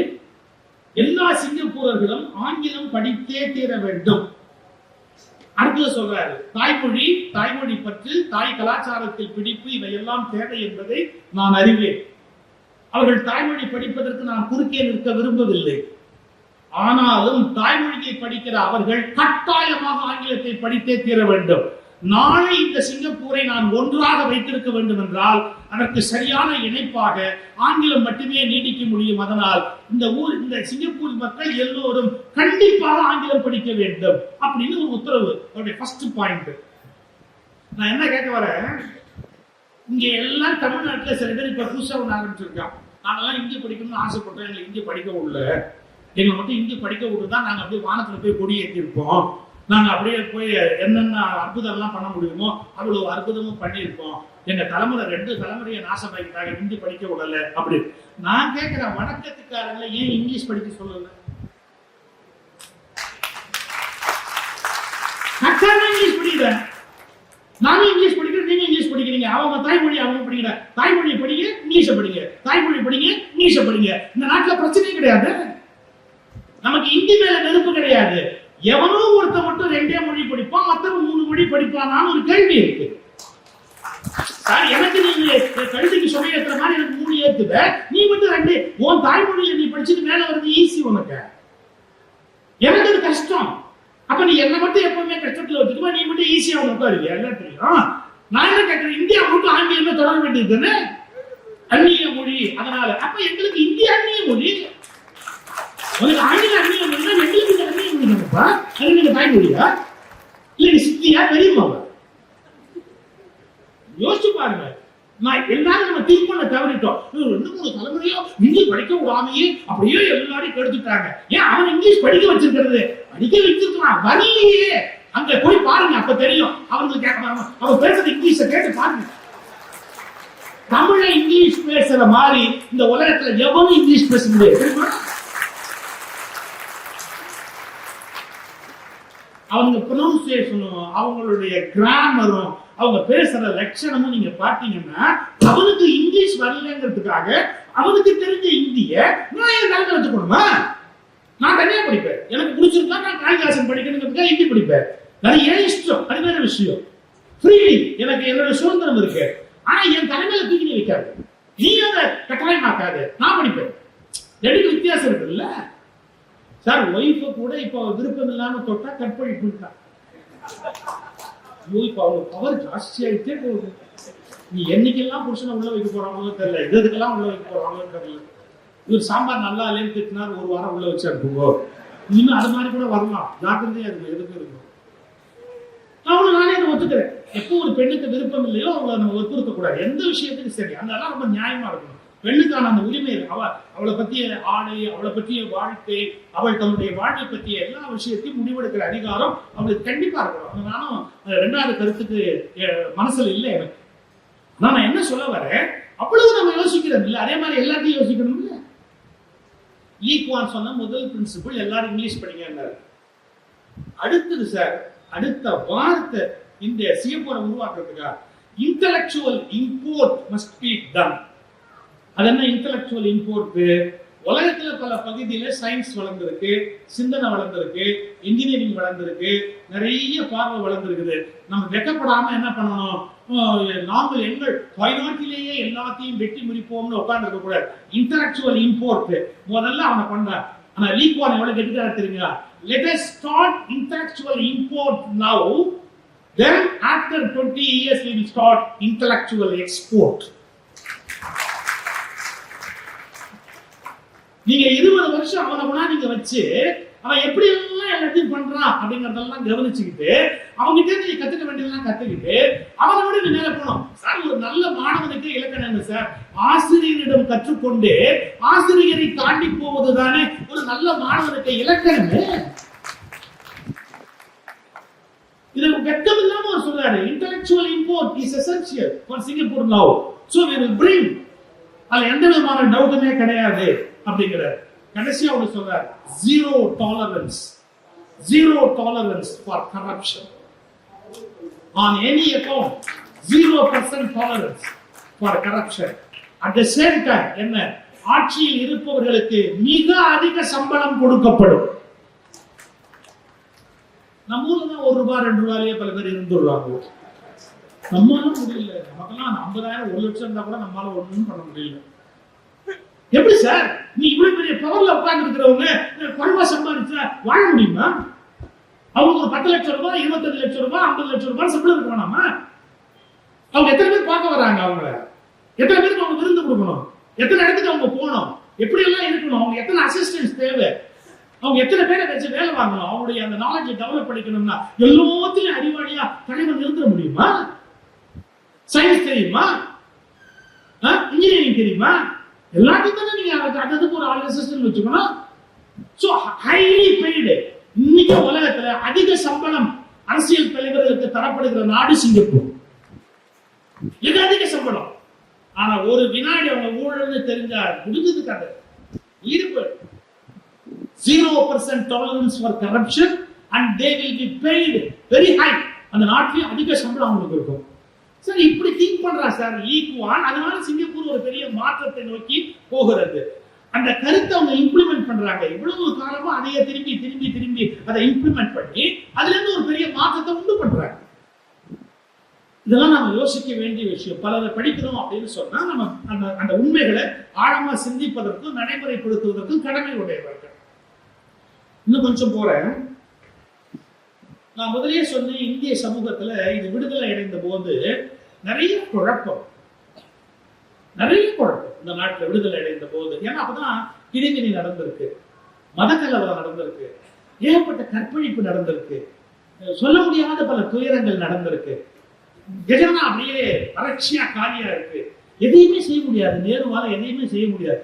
அப்படி ஒரு சூழல்ல வேற வழியே இல்லாம அவங்க எல்லாம் பவருக்கு வர்றாங்க. நாம இன்னைக்கு ரொம்ப சர்வசாதாரணமா நேரு அவமானமா பேசுறோம்.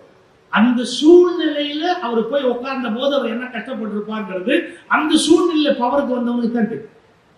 இன்னைக்கு உட்காந்து பக்கனையா பேசலாம் சார். இப்ப கூட நான் சார் ராமாயணம் சொல்லும் போது நான் சொல்றேன், தசரதன் ஒரு முட்டாள். ஏன் முட்டாள்? அவன் என்ன சொன்னான்னு தெரியுமா?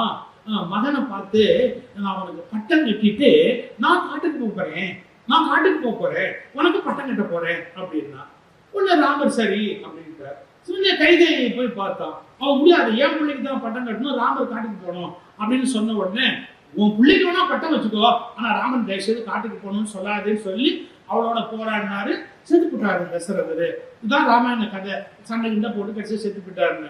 இப்ப நான் இவ்வளவு வருஷத்துக்கு அப்புறம், எத்தனாயிரம் வருஷத்துக்கு அப்புறம் அதுலயே தகராறு. சில பேர் 70,000ங்கிறான், சில பேர் 1,00,000ங்கிறான், சில பேர் 11,000ங்கிறான், சில பேர் இல்லைங்கிறான். அது இருக்கட்டும், அது இருக்கும். எப்படி இருந்தாலும் அந்த கதை நான் படிச்சிருக்கிறேன் ராமாயணம்.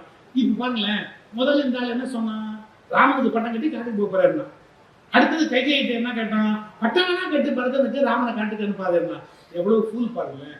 இவன் தான் காட்டுக்கு போறதா இருந்தா, மகனையும் காட்டுக்கு அனுப்புறாங்க. புளியோதரை கட்டப்பாங்க, 2 பேருமா சேர்ந்து காட்டுல போய் உட்காந்து பொட்டத்தை பிரிச்சு சாப்பிட்டுட்டு, நீ ஆச்சு நானாச்சு என் பிள்ளையோட சந்தோஷமா இருப்பேன்னு காட்டுல போய் சும்மா இருந்திருக்கலாமே, ஏன் செத்தான்? எப்ப கேட்கிறேன் பாருங்க, 1000 வருஷம் கழிச்சு 2000 வருஷம் கழிச்சு நான் நிதானமா யோசிச்சு இதை பண்ணியிருந்தா அவன் உயிரோட இருந்திருக்கலாம் இல்லையா நான் யோசிப்பேன். அந்த நெருக்கடியான நேரத்தில் இது தசரதனுக்கு தோணுமா? அந்த நெருக்கடியான சந்தர்ப்பத்துல ஒரு செகண்ட்ல இது அவ்வளவுமே ஒரு மனுஷனுக்கு தோண முடியுமா? எனக்கு கூட இந்த விசாரணை கமிஷன்லாம் வரும்போது சிரிப்பா இருக்கும். நீ இப்போ உட்காந்துக்கிட்டு ஏசி ரூம்ல உட்காந்துட்டு விசாரிக்கிற, நீ சுடாமல் இருந்திருந்தால் அந்த நேரத்தில் துப்பாக்கியை உள்ளே வைத்திருந்த, அவங்க என்ன பாடுபட்டான்னு அவனுக்கு தானே தெரியும். களத்துல இருந்தவனுக்கு தானே அவன் என்ன கஷ்டப்பட்டான்னு தெரியும். நம்ம எல்லாரும் என்ன பண்றோம், பின்னாடி உட்காந்துட்டு எதை வேணா மக்களையே பேசலாம். அந்த நெருப்புக்குள்ள உட்கார்ந்து ஓடினான் பாருங்க, அவனுடைய வேதனை. இந்த நாடு பற்றி எரிந்த போது பண்டித ஜவஹர்லால் நேரு பிரதமராக பதவி இருக்கிறார். எவ்வளவு கஷ்டம், எவ்வளவு துன்பம் அவருக்கு. ஒரே மனக்கலவரம். காந்தி ஒரு பக்கம் போச்சுக்கிறாரு, பட்டேல் ஒரு பக்கம் போச்சுக்கிறாரு, மக்கள் ஒரு பக்கம் வருத்தமா இருக்கிறாங்க. எல்லாத்தையும் சமாளிச்சாகணும். அந்த மனுஷன் தலையை குச்சிட்டு எல்லாத்தையும் பண்ணிட்டு இருக்கிறார். சரி, அதை கூட இப்ப நம்ம கண்டுபிடிச்சிட்டோம். எப்படின்னு கேட்டா, நேருவை விட பட்டேல் பெரிய அறிவாளி, நேரு கம்மி, ஐக்கியூ ரொம்ப கம்மி, பட்டேல் பெரிய அறிவாளி அப்படின்னு. இதுலயே நீங்க, நான் பட்டேலுக்கு விரோதி இல்லை, பட்டேல் நல்ல இன்டலெக்சுவல், வெரி என்ன சொல்றது, ஃபோம் லீடர், அதனால 2வது டவுட்டே கிடையாது. நான் பச்சையா விமர்சிக்கிறதுக்கு விரும்பல. ஆனா பட்டேலை விட பெரிய அறிவாளி தமிழ்நாட்டில் இருந்தான். யாருக்கா தெரியுமா? பட்டேலை விட பெரிய அறிவாளி தமிழ்நாட்டில் இருந்தான். யாருக்கா தெரியுமா? யாரு இது சார்? இப்ப விகடன் புருஷரை போட்டிருக்காங்க ஓமந்தூராரை பத்தி, புத்தகத்தை வாங்கி படிங்க. எனக்கு ஒன்றும் கமிஷன் இல்லை. ஓமந்தூரார்ல எனக்கு எவ்வளவு பெரிய தலைவர். அவரு என்ன சொல்றாரு, ஹைதராபாத் பக்கத்துல தானே இருக்கு. அப்பெல்லாம் தான் உங்களுக்கு பெரிய ஏரியா இல்ல. ஓமந்தூரார் சொல்றாரு, நேருவுக்கு சொல்றாரு, ஹைதராபாத்ல தப்பு நடக்குதுங்க. நேரு சொன்னார், என்ன நடக்குதுன்னாரு, பாகிஸ்தான்ல இருந்து பிளேன் வருதுங்க, 5-6 பிளேன் ஆயுதங்களை கொண்டாந்து இருக்குதுங்க அப்படின்றார். நேரு சொன்னார், இதற்கு என்ன என்ன பண்ண சொல்றீங்க? இல்லைங்க, நாம நீங்க துப்பாக்கி எனக்கு உடனே அனுப்புங்க, ராணுவத்தை உடனே எனக்கு அனுப்புங்க. ஹைதராபாத்துக்குள்ள ஏதோ தேச விரோதமான காரியம் ஆரம்பமாகுது, நம்ம இப்பவே ஒடுக்கலைன்னா சரியா வராது. ஓமந்தூர் ராமசாமி ரெட்டியார் நேருவுக்கு ரிப்போர்ட் கொடுக்குறாரு. அப்புறம் ஹோம் மினிஸ்டர்னு பட்டேலுக்கு ரிப்போர்ட் கொடுக்குறாரு. நான் சொன்னா நேரு கேட்க மாட்டேங்கிறாரு. நீங்களா கவனிங்க. பட்டேல் சொல்றாரு, நம்ம என்ன பண்ண முடியும், அதுக்காக நம்ம என்ன பண்ண முடியும், இருங்க பாப்போம் அப்படி. அந்த நேரத்துல ஓமந்தூரார் பார்த்தார், சரி உங்க 2 பேர்த்தையும் சொல்லி பிரயோஜனம் இல்லை அப்படின்ட்டு. யூ ஓன்ட் பிலீவ் சார், கோயம்புத்தூர்ல லட்சுமி மிஷின் ஒர்க்ஸ் மாதிரி இருக்கிறவங்களை கூப்பிட்டு நாம எப்படி துப்பாக்கி தயாரிக்கலாம் முடியுங்க, ஆரம்பிங்க. என்ன வேணும் அதுக்கு? கவர்மெண்ட்ல இருந்து சப்போர்ட் பண்றோம், துப்பாக்கி தயாரி எல்லாம் பண்ணுங்க, ரெடி பண்ணுங்க. ஹைதராபாத் பிரச்சனை முத்தி நிஜாம வீழ்த்தணும் முடிவு பண்ற போது அதுக்கு பிளான் வேணும். 5 முனையிலிருந்து தாக்கணும் அப்படிங்கிற பிளான் ஓமந்தூர் ராமசாமி ரெட்டியாட்ட ரெடியா இருக்கு. 5 முனையிலிருந்து தாக்கணும் அப்படிங்கிற பிளான் அவருக்கு ரெடியா இருக்கு. இங்க இருந்து படம் எப்படி போடும் அப்படிங்கிற கணக்கு இருக்குது. அப்ப படையெல்லாம் கரெக்ட், அவங்க போய் தாக்குறதுக்கு ஆயுதங்கள் நம்ம கிட்ட இல்லையே அப்படின்னு போது சொன்னார், என்கிட்ட இருக்குது. ஓமந்தூர் ராமசாமி ரெட்டியார் சொன்னார், என்கிட்ட இருக்குது அப்படின்ற. யாரை கேட்டு நீ துப்பாக்கி பண்ண சார்? நேரு கோபத்துல கேட்கிறார், யாரை கேட்டு நீ துப்பாக்கி பண்ண? இது பதில், யாரை கேட்கணும்? யாரை கேட்கணும்? உன்னை கேட்டு நீ ஹெல்ப் பண்ணியா? இல்ல, கூட சொல்லிட்டு உட்கார்ந்து இருந்த. நானா பார்த்தேன், இந்த ஏரியா என் கண்ட்ரோல்ல இருக்கு, நான் துப்பாக்கி தயாரிச்சு வச்சிருக்கிறேன், ஒண்ணும் கவலைப்படாத, ரெடியா போய் பிடிக்கலாம். பட்டேல் அந்த இணைப்பு விழாவில் பேசுகிற போது சொன்னார், என்ன, இது என்னுடைய வெற்றி என்பதை விட ஓமந்தூர் ராமசாமி ரெட்டியாருடைய வெற்றி என்றார் பட்டேல். இடம் பிரசுரத்துல ஓமந்தூராரை பத்தி புத்தகம் இருக்குது, எடுத்து படிங்க. நான் என்ன கேட்கிறேன், நேருவா பட்டேலான பட்டேலை மட்டும் தலைமையில தூக்கி வச்சுக்கிட்டு ஆடுறமே, ஓமந்தூர் ராமசாமி ரெட்டியாரை பத்தி பேசுங்கடா, எங்க ஊருக்காரனை பத்தி பேசுங்கடா. இந்த நாட்டு ஆண்டவன்ல ஓமந்தூர் ராமசாமி ரெட்டியாரு 2ஆம் கிளாஸ் கூட படிக்காதவர் அவ்வளவு பெரிய அறிவாளி இருந்திருக்கிறாரு. பட்டேல் ஜெயிச்சாரு கரெக்ட், எங்க துப்பாக்கி கொடுத்தாரு. அது பட்டேல் ஜெயிக்கணும் அவ்வளவு துப்பாக்கி வேணும் இல்ல, அட எவ்வளவு தைரியம் இருக்கணும் ஓமந்தூர் ராமசாமி ரெட்டியாருக்கு. இதெல்லாம் நம்ம புரிஞ்சுக்கணும். புத்தகங்களை படிக்கிற போது அதுல இருக்கிற அந்த உண்மைகளை நம்ம உள்வாங்கணும். சார் படிக்கும் போதே ஏற்கத்தக்கது எது, இழக்கத்தக்கது எது அப்படிங்கிற ஒரு தீர்மானத்தோட படிக்கணும். நமக்கு வந்து அந்த என்ன சொல்றது, வடிகட்டி ரொம்ப பர்ஃபெக்டா இருக்கும். டீ வடிகட்டி குடிச்சா போறாது, பாலாடையில பால் வடிகட்டினா போறாது. படிக்கிறதுல வேண்டாததெல்லாம் வடிகட்டுறதுக்கு தெரியணும். இது நல்லது இல்லை உடம்புக்கு, இது சரி பரவாயில்ல. ஒரே ஒரு கேள்வி கேட்கிறேன், அம்பேத்கர் மனு தர்ம சாஸ்திரத்தை எரிச்சாருன்னு நம்ம படிக்கிறோம், ஏன் எரிச்சார் அவரு? அது எல்லாமே 100% பெர்ஃபெக்டா இருந்தா அதை எரிக்கணும்னு நினைச்சிருப்பாரு அவரு. அது 100% பெர்ஃபெக்டா இல்ல. நீங்க என்ன கொடுமை தெரியுமா, எங்களால மனு தர்ம சாஸ்திரம் எப்படி சொல்லுங்க, அது ஒரிஜினல் மனு தர்ம சாஸ்திரம் இல்லை. சரி, அப்புறம் வேற இடத்துல இருந்து எடுத்து அது டிரான்ஸ்லேஷன் தப்பா இருக்குது, அதுக்கு மீனிங்கே வேற, நீங்க டிரான்ஸ்லேஷன் தப்பா சொல்றீங்க. ஒரு புக்காவது ஒழுங்கா ஒரிஜினலா ஒரு புக்கு கொடு, இதான் மனு தர்ம சாஸ்திரம்னு கொடு, படிச்சு பார்த்துட்டு அப்புறமா சொல்றோம். அது சரியாக இருந்தா அம்பேத்கர் எரிச்சிருப்பாரு. அது ஏன் எரிக்கணும் அவருக்கு தோணுச்சு? அவர் வேணாம்னு நினைக்கிறார். அவர் பேர் சொன்னாலே இப்ப பல பேருக்கு எரியுது. இது ஜனநாயக நாடு. என்னோட சில பேர் சேர்க்கிறாங்க, ஒரு காலத்துல ஒழுங்கா ராமாயணம் பார்த்தோன்னு பேசிட்டு தேங்காய் மூடி வாங்கிட்டு சொந்தமா மாலைகள்லாம் போட்டுட்டு பட்டு புடவை பட்டு வேஷ்டி எல்லாம் கொடுப்பாங்க, எல்லாத்தையும் வாங்கிட்டு சொந்தமா இருக்கு. உனக்கு என்ன புத்தி கட்டு போச்சா, எதுக்கு தேவையில்லாம இதெல்லாம் நீ பேசுற, உனக்கு இதெல்லாம் தேவையா, இல்ல இங்க பொட்டி வாங்கிட்டியா அங்க பொட்டி வாங்கிட்டியா அப்படிலாம் கேட்கறாங்க. பொட்டி வாங்குற அளவுக்கு நான் ஏழை இல்லை. அது மட்டும் இல்ல, நான் மானசன். எவங்கிட்டையும் ஒரு சல்லி காசு, ஏன் காசு இருந்தா விட மாட்டேன். இன்னும் 1000 வரல சார். ஒரு காசு என்னது வெளியில இருந்தாலும் விட மாட்டேன், இன்னொருத்தர் போய் ஒரு காசு வாங்க மாட்டேன், கையேந்தி வாங்க மாட்டேன். எனக்கு இருக்கு, அது ஒரு பக்கம் அப்படியே இருக்கட்டும். நான் யாரையும் சொல்ல விரும்பல. அதுக்கு பதில் என்ன சொன்னாங்க, அவர் பேரை நீங்க திரும்பி திரும்பி சொன்னதுக்கு பதிலா கடவுள் பேரையாவது சொல்லிருக்கலாம். அப்படி உங்களுக்கு ஒரு நல்ல விஷயம் ஓஷோ சொன்னது சொல்லிட்டு நான் முடிச்சேன். ஓஷோட்ட சொன்னா ரொம்ப பக்திமானவர், தினம் 1008 தடவை கடவுள் பேரை சொல்லுவாரு. காலையில 7 மணிக்கு ஆரம்பிச்சா 8:30 வரைக்கும் பூஜை பண்ணுவாரு. கடவுள் பேரை சொல்லாம அவர் இருக்க மாட்டார். உட்கார்ந்தாலும் கடவுள் பேரு, எந்திரிச்சாலும் கடவுள் பேரு, எப்பவுமே கடவுள். உங்களுக்கு தெரியும் ஓஷோ திடல் இருப்பாரு. ஒரு கதை சொல்றேன். ஒரு ஊருக்கு ஒரு சாமியார் வந்தாரு. சார், சாமியார் ஒரே ஊர்ல இருக்கக்கூடாது சார், இது ஒரு நோட் போட்டணும். அவங்க ஒரு ஊர்ல இருந்து அடுத்த ஊருக்கு போகணும். எவ்வளவு நேரத்துல போனோம்னு நான் கணக்கு சொல்லிட்டோமா, நான் சாஸ்திரம் படிச்சுவேன். என்ன தெரியுங்களா, காலையில் கறந்த பசுமாட்டை மாலையில் கறப்பதற்குள்ளாக சன்னியாசி வேறு ஊருக்கு போக வேண்டும். எவ்வளவு டைம் பார்த்தீங்களா உங்களுக்கு? 12 ஹவர்ஸ்க்குள்ள கிடையாது.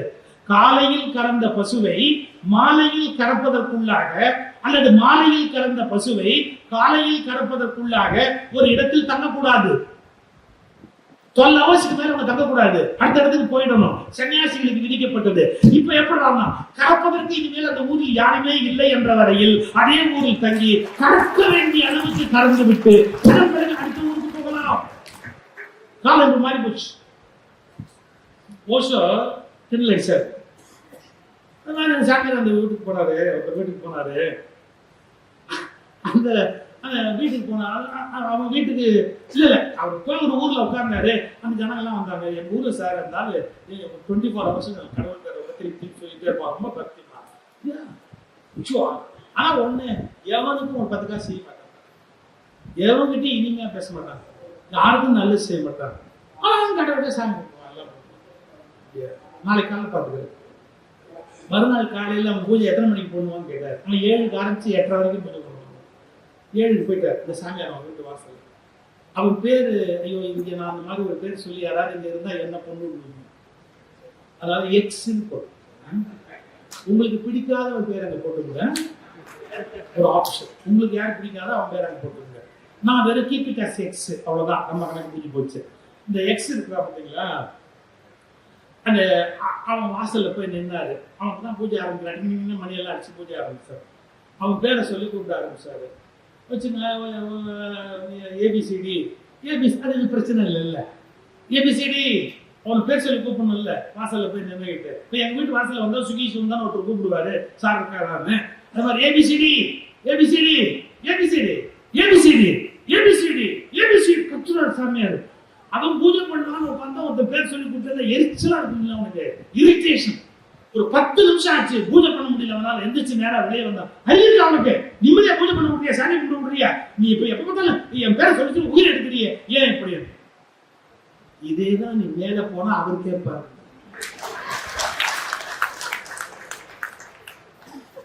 என்னன்னா சும்மா ஒரு பேரை கூப்பிட்டு இருந்தா அவர் என்னடா பண்றாரு, அவர் கொண்டு இம்சை பண்ற வேற ஒழுங்கா ஒரு வேலையை பாடுறா. இந்த நாட்டில் வேலையை பார்க்க வேண்டியவர்கள் வேலை பார்க்க வேண்டும், வழிபாடு செய்ய வேண்டிய நேரத்தில் வழிபாடு செய்ய வேண்டும்.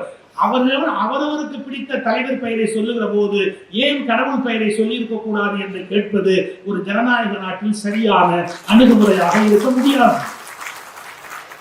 தன் கொள்கையை இன்னொருவருக்கு திணிப்பது என்பது தவறான ஜனநாயகம். சார் நான் சொல்ல எனக்கு அரசியல் ஆர்வம் இல்லை, ஆனா என்ன சொல்லட்டுமா, ஜனநாயக நாட்டில் அரசியல் பற்றி சிந்திக்காமல் யாராலும் இருக்க முடிவதில்லை. இதை பத்தி பேச போறது நிம்மதியா இருந்த சௌக்கியமா இருந்தாங்க. ஆனா அவர் வழி இல்லை, என்னால் நான் சொல்ல வேண்டியிருக்கு. அதனால சொல்ல இன்னும் சொன்னா மணிக்கணக்கா சொல்லிட்டு போலாம். நிறைய நம்முடைய இலக்கியங்கள்ல நேரிய சரியான பாதை வழங்கப்பட்டது. ஆனால் தேவையற்ற அவற்றை பின்பற்றாத நல்லவற்றை நடைமுறைப்படுத்தாத ஒரு குழப்பம், அது காரணமாக நாம் மிகப்பெரிய சிக்கலில் இருக்கிறோம். கற்கிறோம், கற்ற வழியில் நிற்கிறோமா என்று கேட்டால் தேர்தலில் நிற்கிறோம், தெருவில் நிற்கிறோம், சிலையாக கூட நிற்கிறோம். ஆனால் கற்ற வழி நிற்கிறோமா என்ற கேள்வியை கேட்டால் இல்லை என்ற பதில் வேதனையாக இருக்கிறது. கற்பது போராது, கற்ற வழியில் நிற்பது என்பது மிக முக்கியம் என்ற கருத்தை உங்கள் மனதில் இன்றைக்கு விதைத்து வாய்ப்பளித்தமைக்கு நன்றி கூறி